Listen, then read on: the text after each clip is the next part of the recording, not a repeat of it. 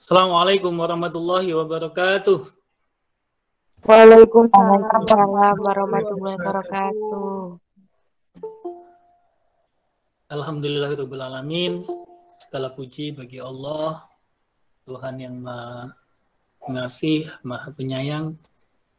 Patutlah kita bersyukur di akhir tahun 2021 ini kita masih diberi kesempatan oleh Allah, kesempatan untuk hidup, kesempatan untuk sehat, kesempatan untuk beraktivitas, dan tak lupa kesempatan untuk tetap terus belajar dan belajar untuk menambah wawasan, pengetahuan, memperbaiki diri, guna mendapatkan dan menjadikan kehidupan kita menjadi lebih baik dan semakin lebih baik untuk menuju kebaikan dan kebahagiaan hidup di dunia maupun di akhirat. Sobat mahasiswa sekalian, pada pertemuan kali ini kita masuk pada pertemuan yang ke-14. Sebagaimana yang sudah saya sampaikan di minggu kemarin, bahwa pada pertemuan ke-14, kemudian pertemuan ke-15, kita akan lebih banyak nanti berdiskusi terkait dengan tugas akhir ya dari mata kuliah ini. Saya harapkan nanti teman-teman mahasiswa secara kelompok membuat sebuah video tentang diskusi FGD yang dilakukan oleh sobat mahasiswa sekalian secara kelompok terkait dengan analisis sistem informasi manajemen digital ya. Jadi tugas ini penting sebagai alat ukur saya terakhir untuk menilai seberapa besar pemahaman mahasiswa sekalian terhadap mata kuliah ini. Kenapa saya buat kelompok? Ini untuk lebih yang pertama, memang di era Merdeka Belajar ini diharapkan partisipasi mahasiswa itu lebih aktif ya. Dosen itu perannya akan semakin lebih menjadi fasilitator ya. Karena diharapkan sobat mahasiswa sekalian itu akan bisa melampaui kemampuan dosennya. Ya. Karena era milenial sekarang itu memang berbeda. Dan tantangan yang akan sobat mahasiswa sekalian hadapi ke depan ini juga sangat besar ya, sangat berbeda. Tapi karena kita masih punya 2 topik ya, untuk di awal ini saya akan menjelaskan topik yang ke-14 dan minggu depan juga topik yang ke-15. Setelah saya menjelaskan topik yang ke-14 ini, kita akan melakukan diskusi ya. Topik yang ke-13 ini kita akan melakukan diskusi lebih banyak terkait dengan tugas untuk membuat video analisis sistem informasi manajemen digital sebagai kelengkapan dari ujian akhir nantinya. Baik, sobat mahasiswa sekalian, saya akan share materi di topik yang ke-13, pertemuan yang ke-14. Sudah kelihatan ya? Sudah, Pak. Sudah ya? Sudah, Pak. Baik. Ya. Jadi kita bicara tentang bagaimana mengelola teknologi informasi ya. Jadi di sini kita tahu, sudah kita pelajari sebelumnya, ada komponen-komponen dari pengelolaan atau manajemen IT atau manajemen teknologi informasi. Yang pertama adalah menyangkut tentang managing business and IT strategy. Jadi disinilah fungsi kita ya sebagai orang-orang manajemen. Nah, makanya nanti Anda itu akan menjadi CEO dan CIO. Ya, CEO dan CIO ini memiliki kedudukan yang penting dalam satu perusahaan. Bahkan CEO itu kan yang tertinggi ya. Kemudian yang kedua adalah managing application development and technology. Ini lebih bersifat Chief Technology Officer. Jadi ini lebih bersifat bagaimana pengembangan teknologi yang dilakukan di dalam satu perusahaan. Kemudian yang kedua adalah managing the IT organization and infrastructure. Saya, Pak.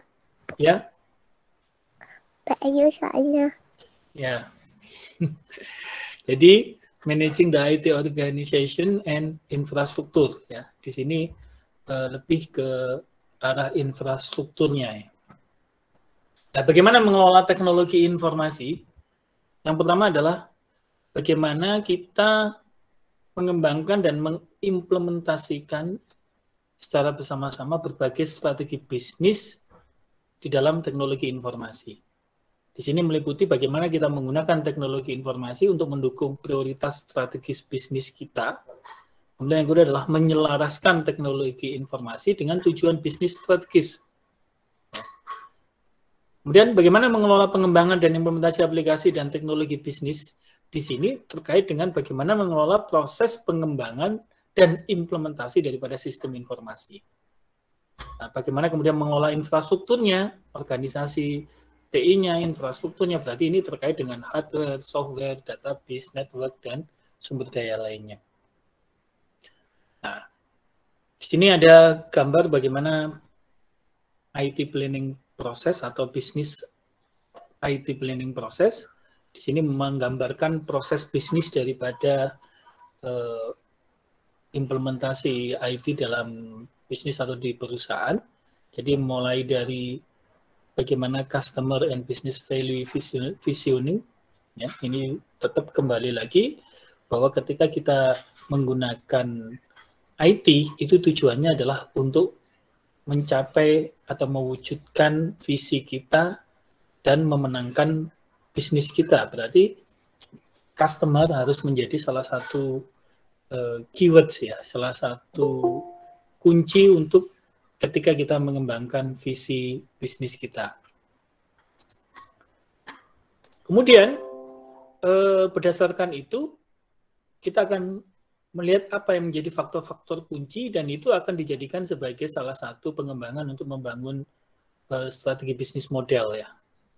Nah, berdasarkan strategi bisnis model, maka kemudian kita menemukan key objektif, sasaran kunci yang nanti akan dijadikan sebagai KPI biasanya, Key Performance Indicator untuk keberhasilan daripada sebuah bisnis. Ya, dan disinilah kemudian dibangun yang namanya arsitektur bisnisnya. Ya, arsitektur bisnis inilah yang nanti akan di-develop di dalam aplikasi bisnis yang akan dikembangkan di dalam IT planning proses bisnis kita. Nah, tadi apa saja tadi? Ada pengembangan strategi, ada manajemen sumber daya, kemudian ada arsitektur teknologi. Nah, ketika kita bicara tentang arsitektur teknologi, berarti di sini kita bicara tentang platform teknologi yang digunakan. Ini terkait dengan network, computer system, sistem software, dan integrated enterprise application software-nya. Ini menjadi salah satu dasar untuk menentukan platform teknologinya. Kemudian sumber daya yang dimiliki terkait dengan sumber daya data. Di sini adalah operasional and spesialis database, kemudian store and provide data and information for business process and decision support. Nah, ini penting ketika kita mengembangkan arsitektur teknologi informasi di sini, di samping platform teknologi juga sumber daya data yang nantinya akan menjadi salah satu sumber ya, resource yang penting untuk pengambilan keputusan-keputusan dalam kaitannya dengan kalau kita bicara tentang bisnis ya berarti keputusan-keputusan manajerial. Nah, apa arsitektur aplikasi itu? Di sini arsitektur itu diintegrasikan yang dimana sistem perusahaan itu mendukung usaha bisnis strategis setelah proses listasi fungsi bisnis ya. Ini sudah kita pelajari kemarin ya. Jadi ketika kita membangun satu arsitektur daripada aplikasi teknologi informasi, sebetulnya di situ adalah menggambarkan tentang bagaimana strategi bisnis yang dijalankan oleh suatu perusahaan dan bagaimana proses bisnis itu saling berhubungan dan saling menguatkan untuk mencapai tujuan daripada satu perusahaan. Kemudian organisasi teknologi informasinya. Ini juga terkait dengan struktur organisasi dari fungsi sistem informasi dalam perusahaan dan penyebaran para pakar sistem informasi. Ini penting supaya apa? Yaitu supaya ketika terjadi satu kendala itu bisa diselesaikan dengan baik.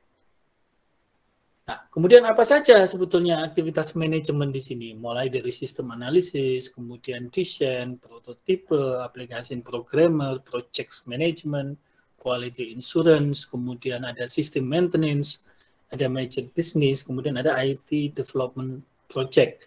Jadi ini adalah ruang lingkup daripada pengembangan aplikasi bisnis yang akan dikembangkan dengan menggunakan teknologi informasi. Nah, kalau IS Operation Management-nya, apa saja di sini? Ada penggunaan hardware, software, network, kemudian personal resource, ada corporate business, ada unit data center, dan organization. Di sini juga include tentang bagaimana sistem operasi daripada komputer itu sendiri, kemudian manajemen network, kemudian bagaimana mengontrol production dan mendukung produksi. Dan di sini ada sistem performance monitor. Ini merupakan salah satu bagian dari paket software, mulai dari monitor processing untuk setiap aktivitas yang ada yang dijalankan dan jabatan yang ada di dalam perusahaan. Kemudian ada di sini pengembangan perencanaan schedule daripada operasional komputer, kemudian ada sistem komputer, dan juga di sini ada detail produk statistik yang itu nanti biasanya untuk membuat supaya perencanaan yang dilakukan itu lebih efektif dan ada pengawasan dan controlling terhadap bagaimana kapasitas computing yang dimiliki oleh perusahaan.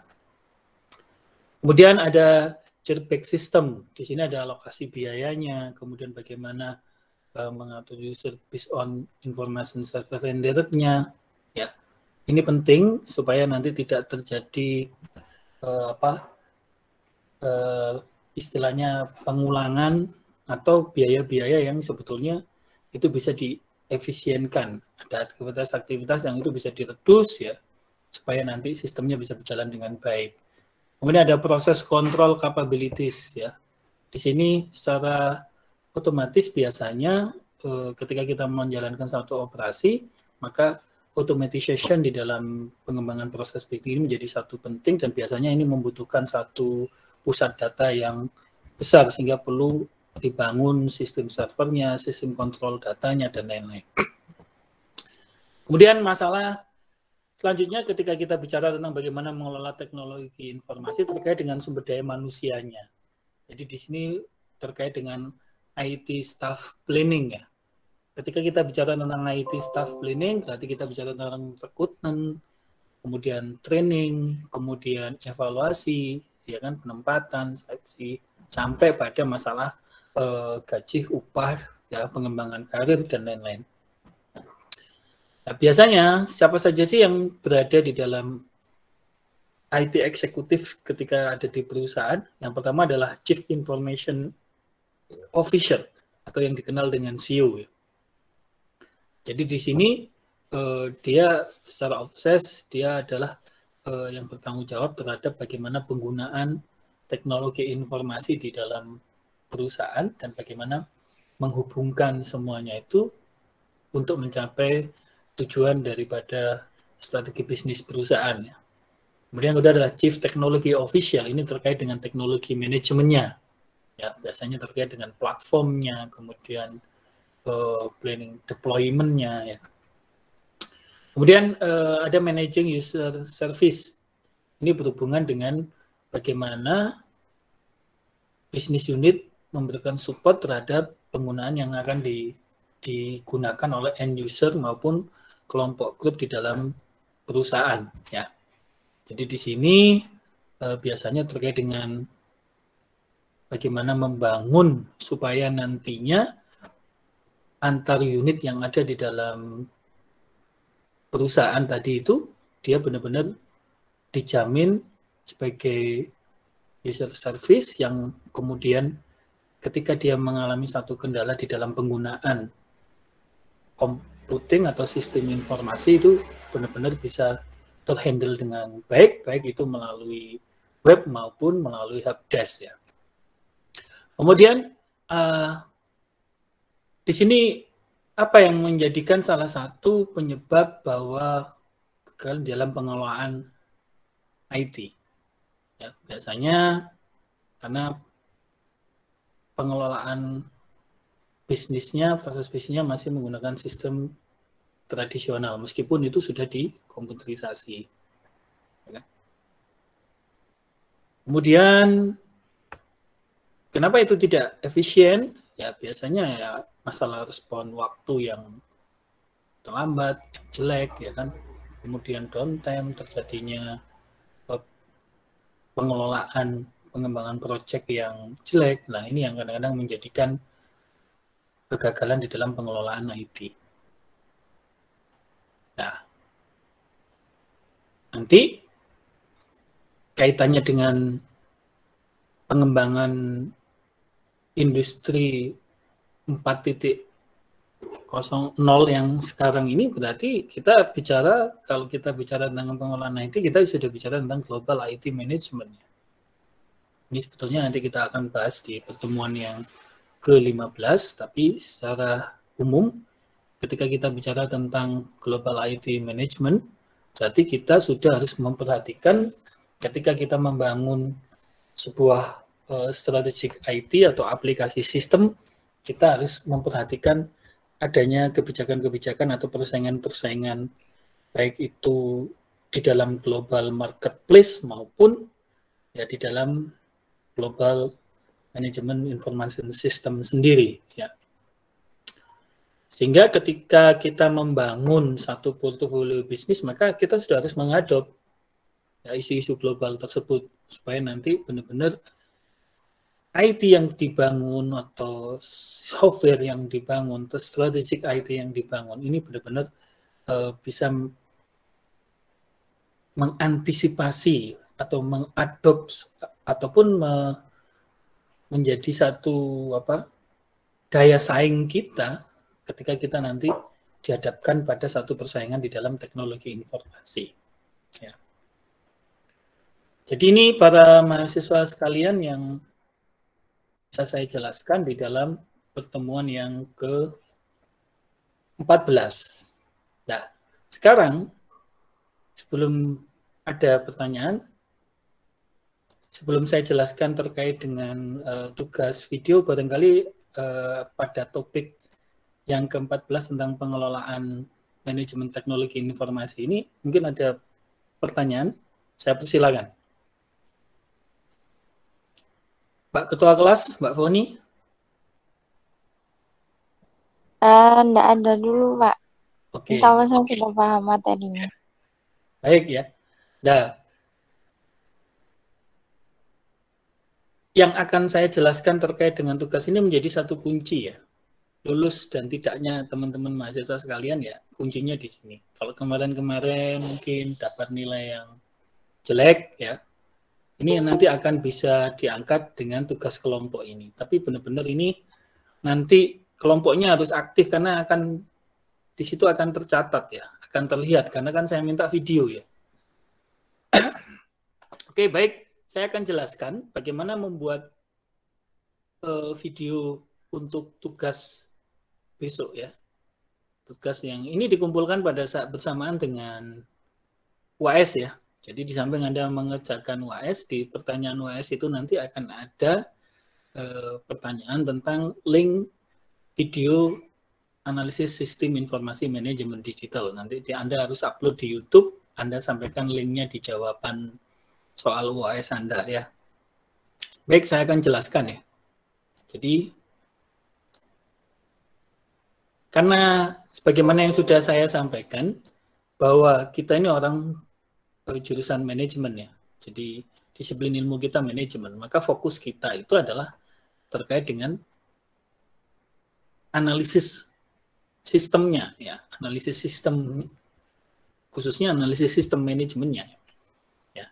Makanya di sini nanti Anda akan membuat sebuah video secara kelompok analisis dan perancangan sistem informasi manajemen digital. Nah, ini judulnya silakan Anda mau menganalisis apa. Contoh misalkan saya mau menganalisis sistem presensinya di UMSIDA, Pak. Berarti di sini judulnya adalah analisis dan perancangan sistem atau usulan pengembangan sistem ya. Informasi manajemen digital, judulnya di sini berarti sistem presensi UMSIDA. Ya, nama kelompoknya apa, misalnya kelompok 1, 2, 3, 4, ketuanya siapa, anggotanya siapa, ditulis. Ya.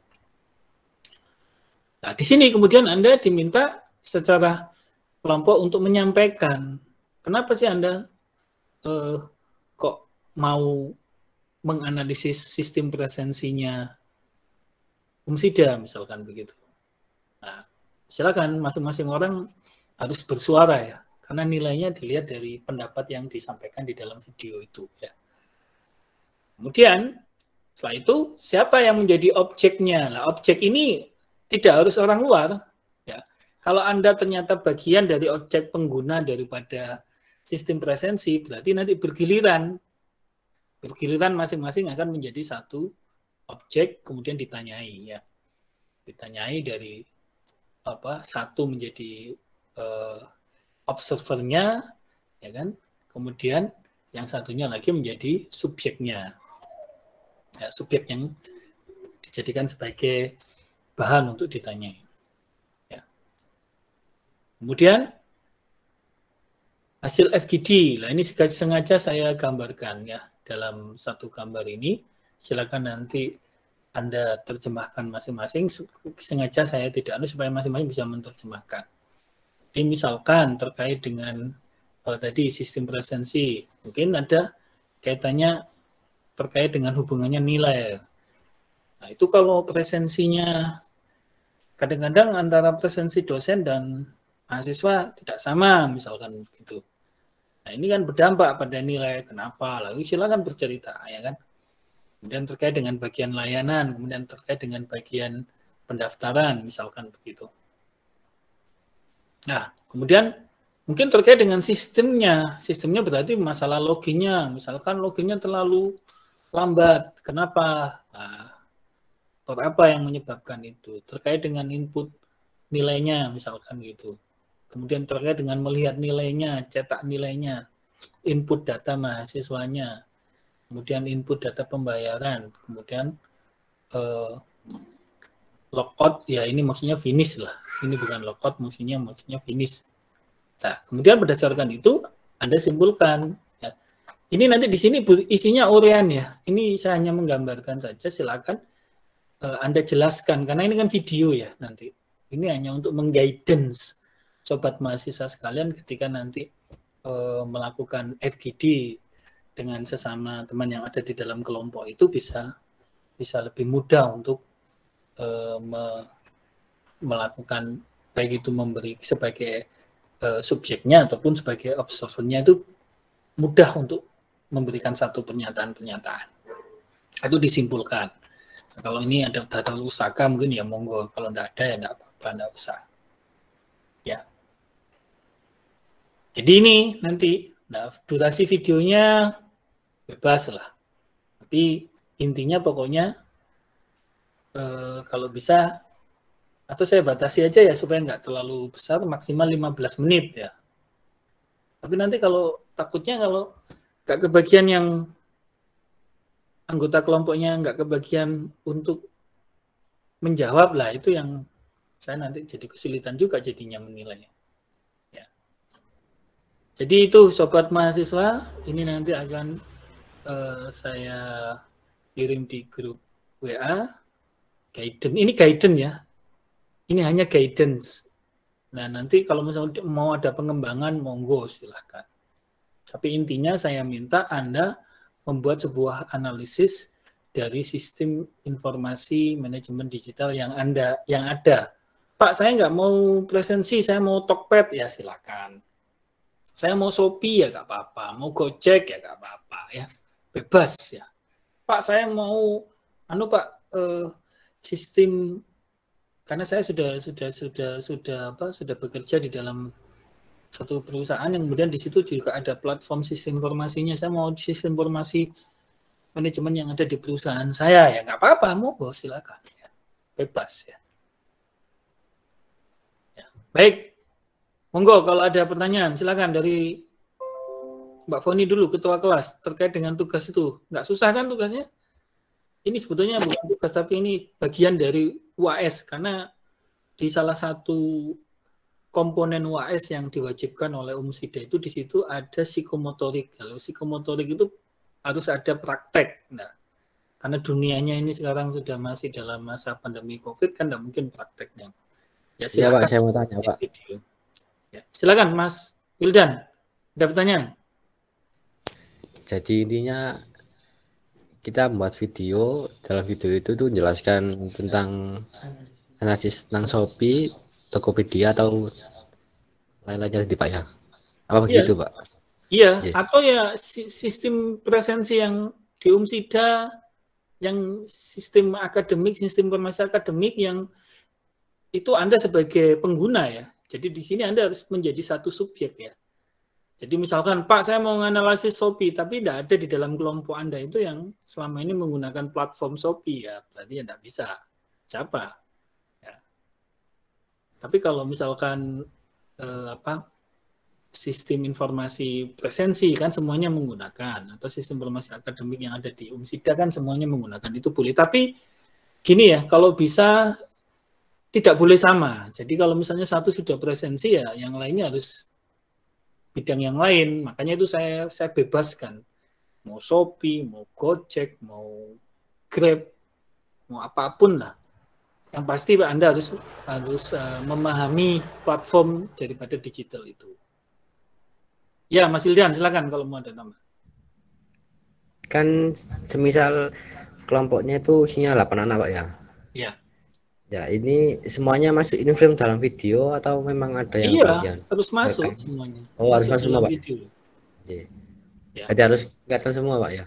Iya, kalau misalnya kesulitan ya pakai platform platform video yang bisa munculkan semua. Ya. Itu kalau pakai Zoom juga harus yang premium untuk bisa ya. Terserah lah. Atau mungkin video masing-masing kemudian digabung ya monggo ya. Tapi kalau bisa harus dijelaskan.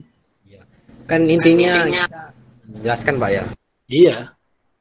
Jadi saya saran Pak, mungkin ya gimana bisa pakai metode promosi Pak. Gimana? Ya maksudnya ya boleh kan, ini yang saya mintakan analisis sistem informasi manajemennya. Berarti Anda di sini kan sistem informasi pemasaran yang Anda analisis terkait dengan promosi. Maksudnya dalam videonya Pak, bukan yang saya jelaskan. Nanti saya jelaskan tetap manajemen, cuma saya membuat videonya apa namanya Pak? Konsepnya nanti saya buat pemasaran seperti itu Pak. Ya tidak apa-apa. Ya, Pak. Silakan. Yang penting ya itu tadi guidance-nya bahwa di situ Anda menjelaskan tentang analisis daripada sistem informasi yang ada. Makanya di situ kan saya minta apa kelemahan dari sistem informasi itu. Ya kan? Ketika Anda sebagai user, Pak, ini kelemahannya misalkan lemot, Pak, anunya terlalu besar interface-nya. Atau bagaimana? Nah, itu silakan. Ya. Tapi ya itu tadi, karena Anda jurusan manajemen, saya lebih menekankan dari sisi aspek manajemen. Contohnya tadi, misalnya Anda ngomong promosi, ya kan? Ini Pak, Shopee ketika dia ada promosi 12-12, ya, ternyata saya sebagai pelanggan dan sebagai user merasa bahwa lebih besar promosinya daripada fakta yang terjadi. Fakta yang terjadi ketika kita mau mengambil misalnya yang lagi ada giveaway itu ternyata kesulitan. Nah, itu kan juga merugikan. Pelanggan merasa dirugikan, akhirnya jengeh juga. Jengeh itu apa ya? Kecewa gitu. Nah, itu kayak gitu. Nah, kemudian saya mengusulkan untuk pengembangannya seperti ini. Makanya ada analisis, Anda menganalisis kendalanya apa, kemudian usulannya Anda apa. Sebagaimana guidance tadi yang saya sampaikan. Nanti guidance-nya saya kirim di grup ya. Jelas Mas Wildan? Ya Pak, jelas Pak, terima kasih. Oke. Mbak Foni, bagaimana? Kelas? Pak, berarti ini konsep videonya itu terserah kita ya Pak. Entah Iya, itu dibentuk presentasi atau dibentuk berupa vlog, itu terserah Pak ya. iya betul, terserah. Tapi dengan ketentuan yang sesuai ditentukan oleh Bapak yang ada di template gitu. Iya, terserah. Oh, Modelnya mau terserah, mau vlog, mau di YouTube, mau apa, terus bebas. Guys. Yang penting linknya nanti dikirim ke saya menilai dari situ ya. oh iya Pak, terima kasih Pak. Makanya cari anggota kelompoknya yang chemistry ya. Jadi saya tidak meminta Anda tetap kukuh dengan kelompok Anda yang sebelumnya ya. Kalau Anda tidak ada chemistry ya nanti kesulitan mengerjakan tugasnya. Cari yang chemistry, kemudian yang memang sama-sama bisa bekerja sama, karena ini kan harus semuanya harus muncul gitu ya di dalam kelompok itu. Jelas ya?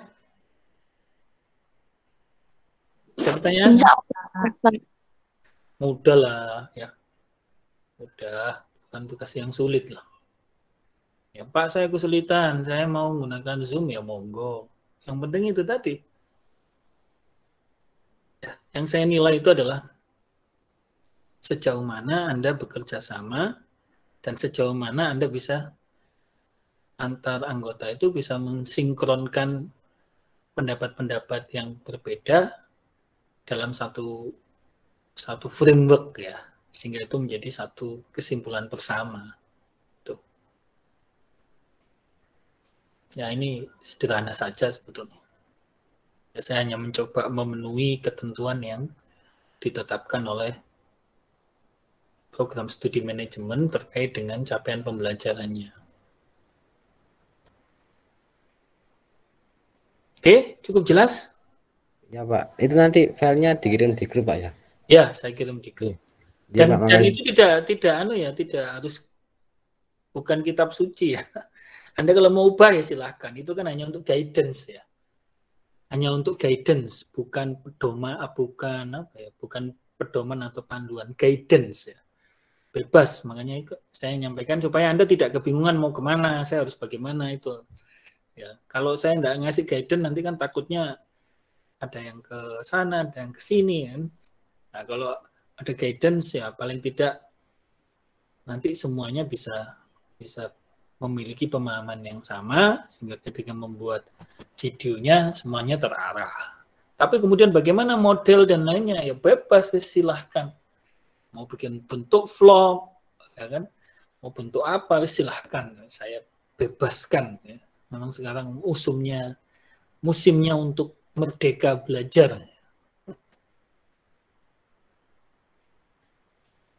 Jelas? Sobat mahasiswa sekalian? Jelas, Pak. Jelas Pak. Baik, kalau sudah jelas dan tidak ada pertanyaan, silakan kameranya dihidupin. Ya.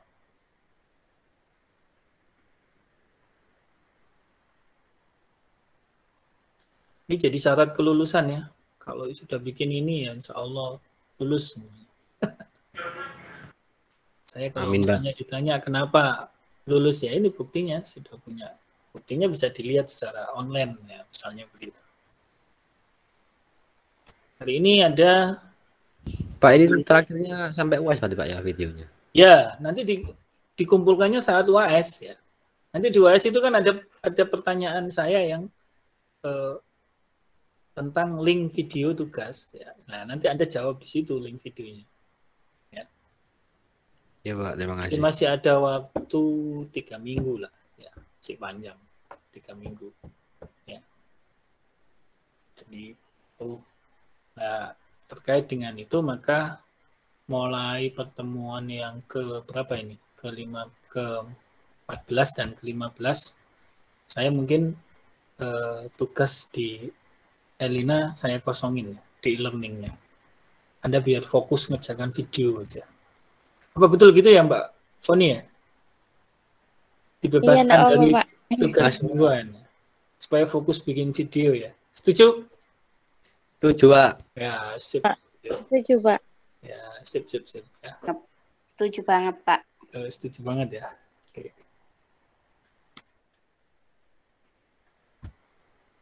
Baik. Ini nggak ada yang izin, Mbak Foni? Ada, Pak. Ini ada yang izin sakit, Ya, Pak. di WA ya saya. Iya, nanti saya WA, Pak. Oke. Baik, sobat mahasiswa sekalian, seperti biasa di akhir perkuliahan, marilah kita berdoa. Dan saya secara pribadi dan sebagai dosen, sebagai guru, salah satu doa yang mustajabah itu di samping doa orang tua, doa guru yang ikhlas. Ya. Itu mustajabah.